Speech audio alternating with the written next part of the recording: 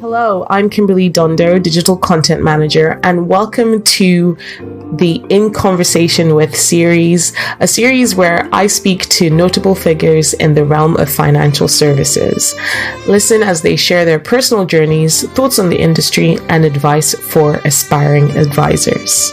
Join us at Money Marketing Interactive London on the 29th of September. Just go to mmilondon.moneymarketing.co.uk to secure your seat at our industry-leading event and hear from notable figures in the industry. See you there. And today I'm joined by Kevin Tse. I'm going to let Kevin introduce himself because he can do a better job than I ever could. So go ahead.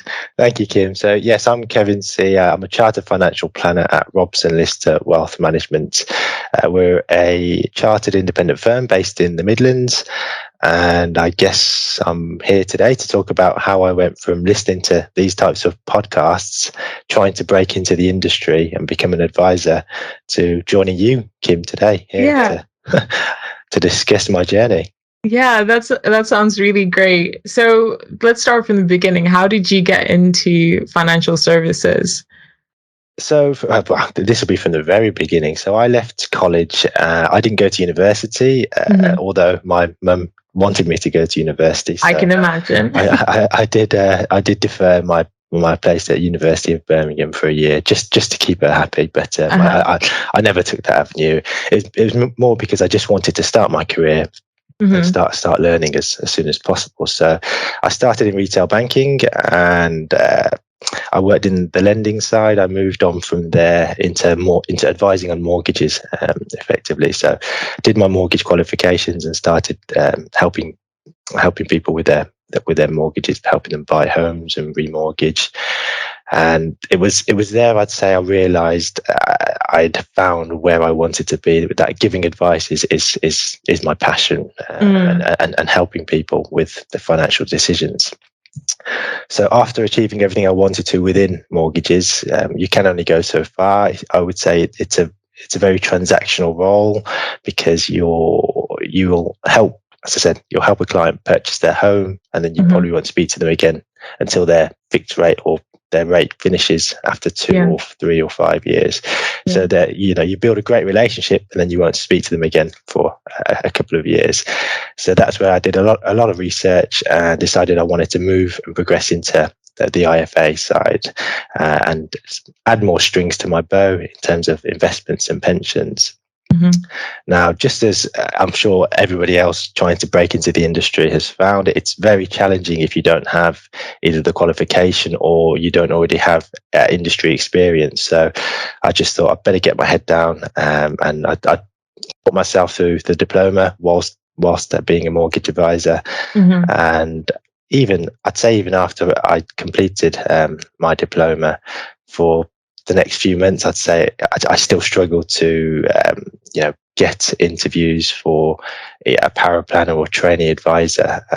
So I would say for anybody out there in the same position, you just need to keep going, because a few months on from that was when I started to get interviews, and that's when I started at my current firm as a trainee advisor.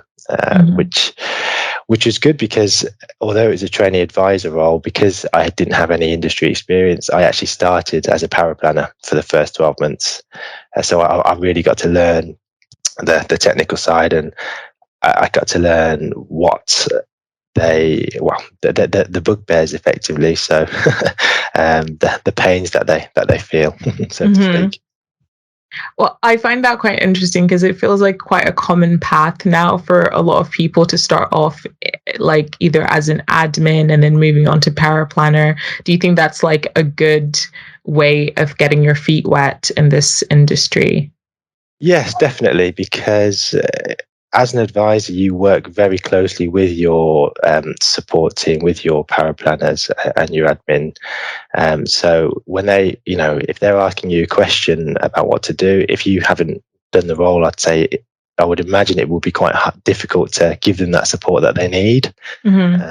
So I would say if that as a route would be, I found anyway, very useful. And it not only on the technical side, it helps in meetings because you can talk about the process and how platforms work to your clients instead of just talking high level and about financial advice. Because in almost all of my meetings, clients will ask me for my help in completing forms, or after I issue my advice, they'll ask, which box do I tick, even though we try and help them as much as possible before. So just having that knowledge is a good tool to have. Yeah. So what for you, what was the transition like from kind of being in the back office and not really having to deal with the clients to, starting to go out there and meet with clients? What was that transition like? It's certainly a big jump. I mean, I was very fortunate at my firm because it was a smooth transition in the fact that I attended the meetings as paraplanners do, and so we really got to see what's involved in the meeting. Mm-hmm. And then before running my own meetings, I did a few role plays within just internally, because there's as awkward as they may be, there's nothing more awkward than going into a meeting unprepared. But I think you can never be fully prepared for a meeting. I try and over prepare as much as I can, but a client will always throw a curveball in. So you've got to make that leap at some point if that's the career path you want to follow. Yeah. And in terms of those curveballs that clients might throw in, how do you deal with those? How do you approach that? Do you have to have quick thinking, or what is that? Certainly, I would say one of the skills you quickly develop as an advisor is to think on your feet, because the clients will ask you a number of questions, and there's just so much to remember that you need to be able to think quickly and answer in a way that they will understand also. So try not to use, the industry is terrible for it, but try not to use jargon, technical jargon.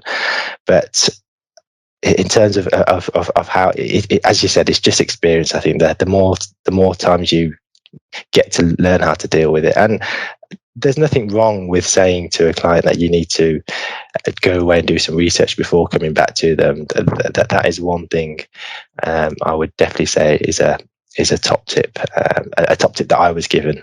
Mm-hmm.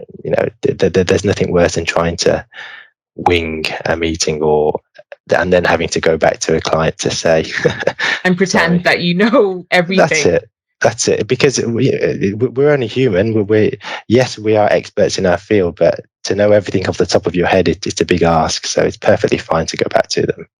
Mm-hmm. Yeah, I think that is. I think it's very admirable to be able to be like, hey, I'm not going to try and answer this question. Let me go and do my due diligence and just make sure that I do the best I can for you. That's it. I think it builds credibility with the client as well, especially if they're meeting you for the first couple of times, because they can see you take the job very seriously and you're very thorough before going back to them with an answer. Yeah. And I see that you said that you put an emphasis on building relationships with your clients. And how do you think you stand out in terms of the way that you do that? How do you develop those relationships from initial conversation and onwards, progressing?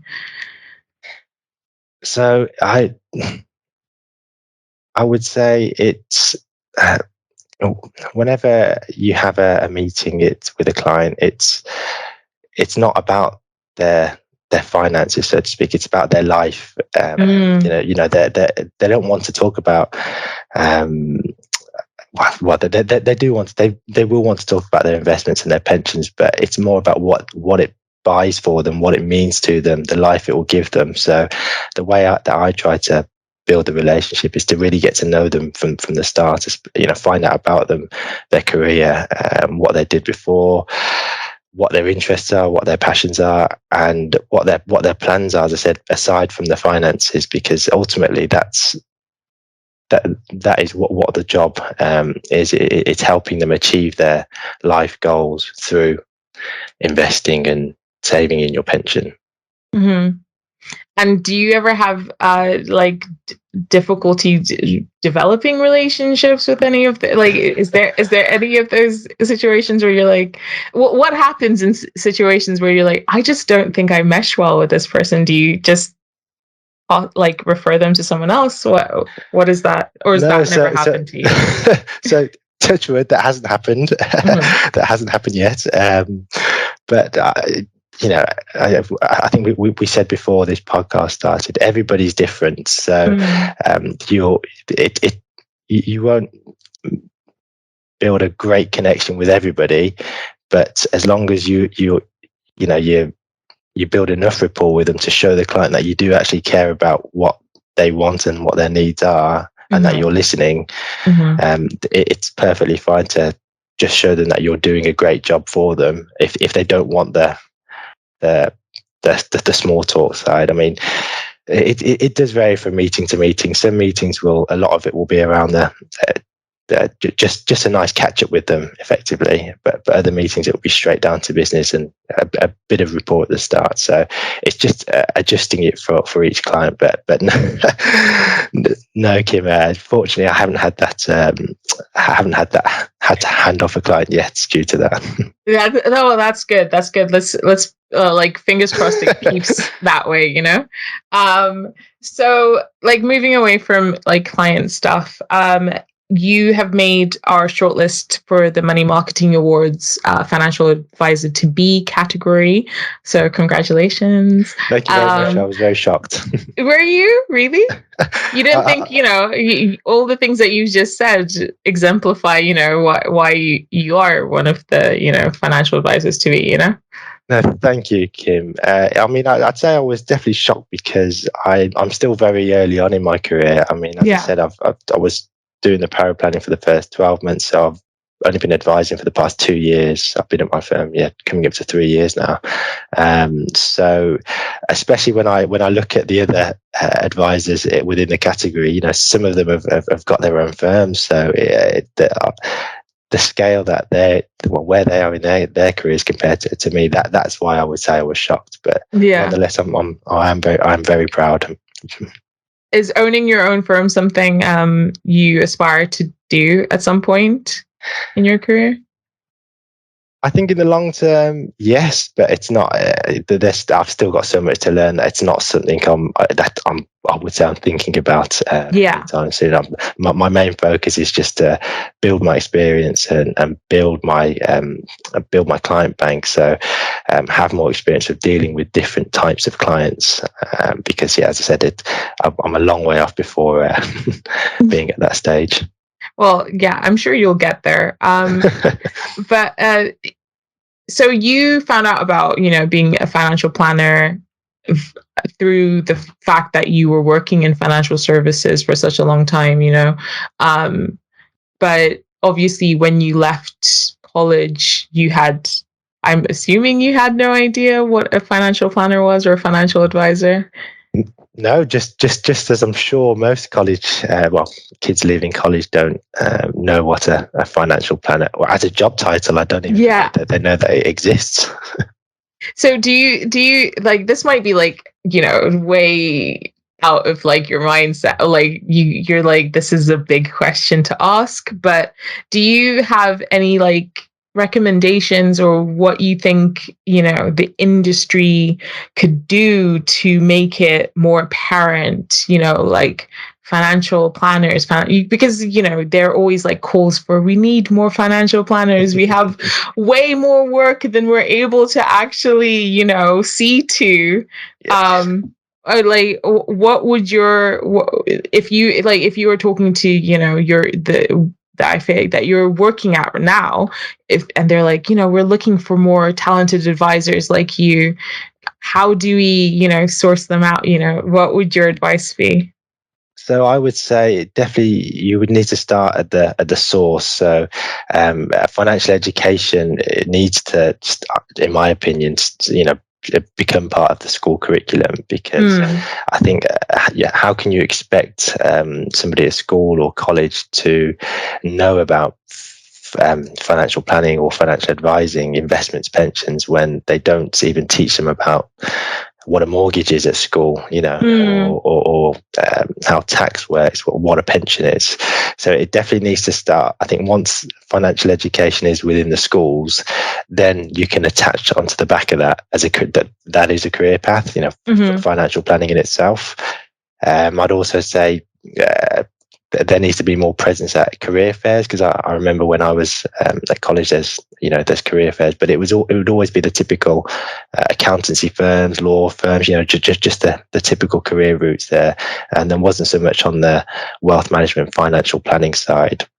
But something we're doing at our firm, which I think is a start, is to take on use apprenticeships. So we've taken on apprentices in the past, and we're taking a new apprentice on in September, and I think that is a good way to try and get people early on in their career, and just to give them a chance.